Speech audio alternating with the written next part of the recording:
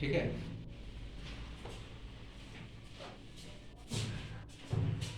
तो आज हम लोग क्या देखेंगे, इलास्टिसिटी ऑफ डिमांड, मांग की लोच।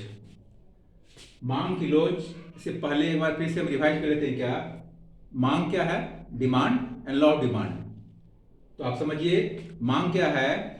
वे सभी प्रभावपूर्ण इच्छाएं जिसकी पूर्ति के लिए व्यक्ति के पास पर्याप्त संसाधन हो और एक निश्चित कीमत पर निश्चित समय में खर्च करने के लिए तत्पर हो, सामर्थ्य हो, तो वह क्या कहलाता है? मांग।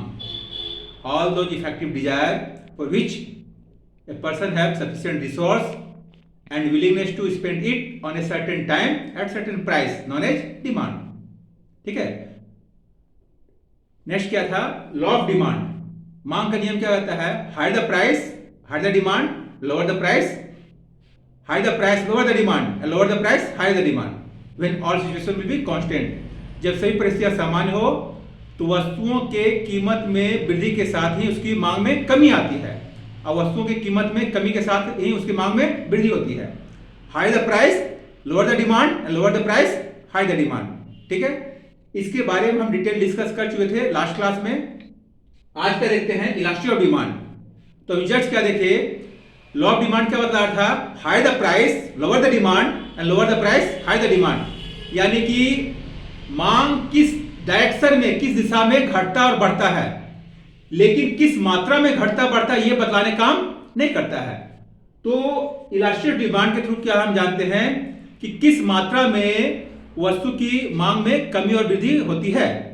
इट मीन्स जब किसी वस्तु के कीमत में परिवर्तन होता है, उस परिवर्तन के कारण उस वस्तु की मांग में किस दर से परिवर्तन होता है, इस बात की स्पष्ट जानकारी हमें कहां से मिलता है? Elasticity of demand. क्लियर? फिर से आप समझिए, मांग की लोच एक क्या है? मात्रात्मक कथन है जो हमें बतलाता है कि जब सभी परिस्थितियां सामान्य हो तो वस्तु की कीमत में परिवर्तन के साथ ही उसकी मांग में किस दर से, उसकी मांग में किस मात्रा में परिवर्तन होता है। ठीक है। इसलिए हम इलास्टिसिटी ऑफ डिमांड को क्या करते हैं? Quantitative statement. क्या बतला है? इलास्टिसिटी ऑफ डिमांड ये क्वांटिटेटिव, QUANTITIVA।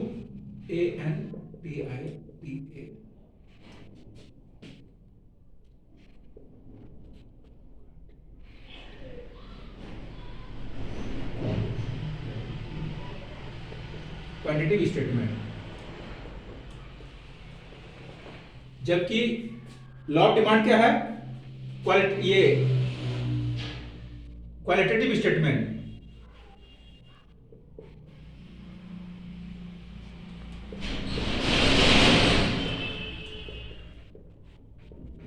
ठीक है। क्या बतला है? फिर समझ लिया आप। ये इलास्टिसिटी ऑफ डिमांड क्या है? मात्रात्मक कथन है, क्वांटिटेटिव स्टेटमेंट। और लॉ ऑफ डिमांड क्या है? Qualitative statement. ये ऑब्जेक्टिव में क्वेश्चन आता है, आप लोगों को ध्यान रखना है। ऑब्जेक्टिव में जनरली आता है, इसी को आप ध्यान रखें। क्या? Law of demand is a qualitative, ये क्या है? गुणात्मक कथन है, जबकि इलास्टिसिटी ऑफ डिमांड ये क्वांटिटेटिव स्टेटमेंट, मात्रात्मक कथन है। दोनों में डिफरेंस आ गया।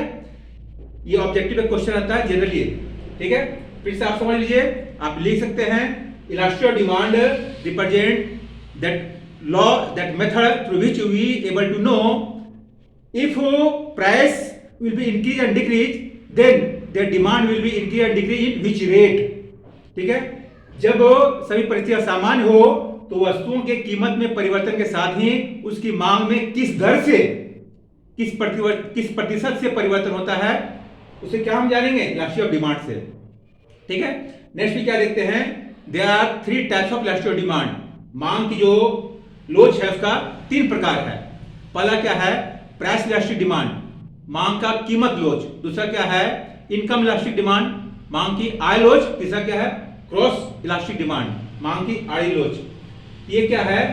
प्राइस इलास्टिक डिमांड को भी हम क्या है? 5 टाइप्स में बांटते हैं। तो प्राइस इलास्टिक डिमांड होता क्या है? प्राइस इलास्टिक डिमांड के थ्रू हम इस बात की जानकारी प्राप्त करते हैं, यदि किसी वस्तु के कीमत में परिवर्तन होता है तो उसकी मांग में किस दर से परिवर्तन होता है। यानी कि when price of any commodities, when price of any product will be increase or decrease, then their demand will be increase or decrease in which quantity, which rate। ठीक है, उसकी मांग में किस मात्रा में परिवर्तन होगा, इसकी जानकारी हम किससे मिलता है, प्राइस इलास्टिक डिमांड से। तो they are 5 price elastic demand. Price elastic demand का क्या है, 5 टाइप्स है।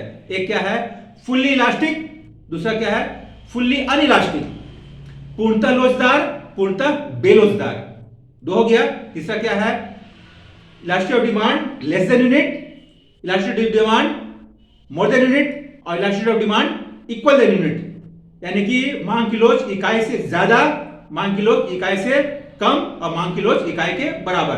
There are 5 types of elasticity of demand of, there are 5 types of price elasticity of demand. ठीक है, प्राइस इलास्टिसिटी ऑफ डिमांड का 5 प्रकार हो गया, fully elastic, fully inelastic, elasticity of demand less than unit, elasticity of demand more than unit, और elasticity of demand equal than unit. और ठीक उसी प्रकार से इनकम इलास्टिक का भी 3 टाइप्स होता है और क्रॉस इलास्टिक का भी 3 टाइप्स होता है। तो नेक्स्ट क्लास में इसको हम और डिटेल डिस्कस करेंगे।